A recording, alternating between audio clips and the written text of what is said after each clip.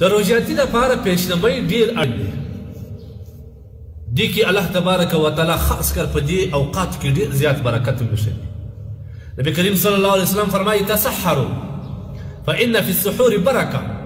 تاسو پیشنمۍ هرومرو وکړئ، پیشنمۍ کوئ، ځکه په دې پیشنمۍ کې د الله د لوري برکت دی.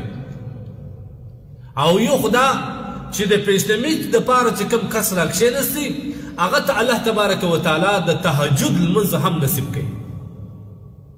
ګورې دا ډېر مبارک وخت دی. کوم کسان چې پیشنمۍ ته راکښېنستل هغه کسان د تهجد لمونځ خاص کر 4 رکعاته خو باید خامخا وسي. که نور نسئ کولی 4 رکعات یا د پیشنمۍ در مخه یا وروسته، او پیشنمۍ خامخا کوئ ځکه دا یو مبارک وخت دی. او نبی علیه الصلاة والسلام په خپله وایي چې تسحروا، تاسو پیشنمۍ کوئ، فإن فی السحور برکه. په پیشنمۍ کولو کې برکت الله ایښی.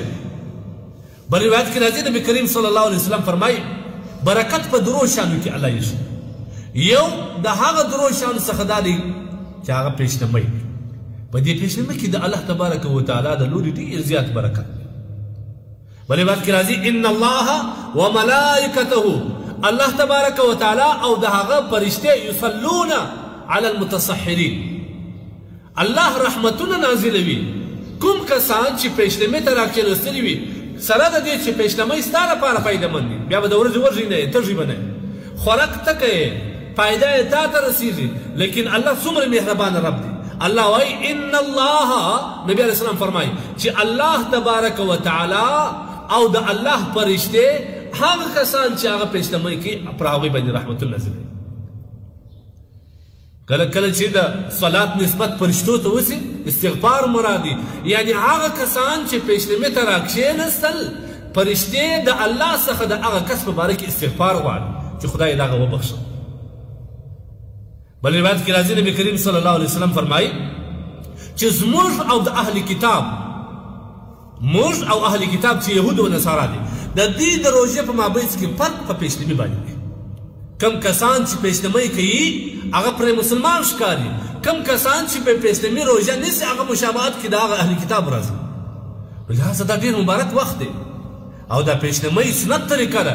په دغه نیت باندې چې الله برکتونه نازلوي او الله رحمتونه نازلوي، فرشتې زما لپاره استغفار وایي او د رسول الله سنت یې زه کوم. زما د معاشرې ځوانان دي هغه وایي زما خواته نه کړي، زه نه کوم، ما مه راکښېنوم، په ما غږ مه کوئ، زه پیشنمۍ نه کوم. دا ته ځان ته تاوان رسوي، ګټه دې نه ده. برکتو څخه دې ځان محرومه کړي، د رحمتو څخه دې ځان محرومه کړي، د فرشتو د هغه دعا چې ستا په باره کې د الله څخه کوي د هغه څخه دې ځان محرومه کړي. او خدای نخواسته ستا په مشابهت کې د اهل کتاب هم بیا راځي. بعض کسان چې بیا پیشنمۍ کوي په څومرې ټالۍ یې کوي، په څومرې ټمبو باندې. که پلار وي که مور وي روژې ته دومره نه وي پریشان لکه په پیشنمۍ باندې د خپل بچیان راکښېنولو ته څونه دی پریشان. د کور بیبي هغه چې د روژې نوم ور واخې زړه یې ولوېږي چې خدایه بیا به سره کم وي، و دغه پیشنمۍ په وخت د خپل خاوند د راکښېنولو ته دا ډېر پریشان وي. یو وارې ورته راسه، بیا ورته راسه، بیا ورته راسه، بیا ښکنځل ورته کوي چې دا زه نه کوم. مور ورته راسي، پلار ورته راسي، په سپینه ژبه زاریت کړي چې بچی یې ولاړ سي. لیکن دی بس پروت دی، زه نه کوم، زه نه کوم. پلار ته هم جواب، مور ته هم جواب. ته خو په دې جواب باندې باک نه کوې، ته خو به وږي ټوله ورځ وګرځېدې یا به تږي ګرځې. ستا د دغه وږي او د دغه تندې غم ستا د مور سره ګرده ورځ ورسره دی، د ورځې شل وارې یادوي چې زما بچی خو پیشنمۍ نه وکړي، زما بچی خو پیشنمۍ نه وکړي. دغه غم چې ستا د مور په زړه کې ور پیدا کړي د دغه سزا څخه ولا قضا خلاص کړه.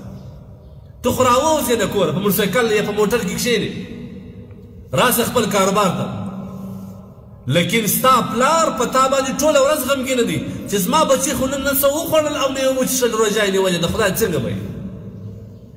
بعض کسان خو بیا مور و پلار ته هم په دې وخت کې ښکنځلې کوي. ګورې لږ اسلام یې زده کوي، لږ مسلماني یې زده کوي. دا روژه ما درته وویل څومره د برکتو میاشت ده. نبي علیه السلام وایي شهر عظیم، په دغه میاشت کې لا ته سړی نسوې څه وخت سړی کېږې، په دغه میاشت کې ته خدای ته متوجه نسوې څه وخت متوجه کېږې، په دغه میاشت کې ستاسو پلار زهیر دی، مور درڅه زهیره ده، میرمن درڅه زهیر ده، ستا په پیشنمې باندې مه کوئ داسې. دا دین خو زده کړئ، دا اسلام ته خو لږ وخت ورکړئ. نبی علیه الصلاة والسلام باقاعده ویناوې مبارکې په دې کې کړي دي چې تسحرو، تا سحرو برو پیشنمې وکړي، په دې کې برکت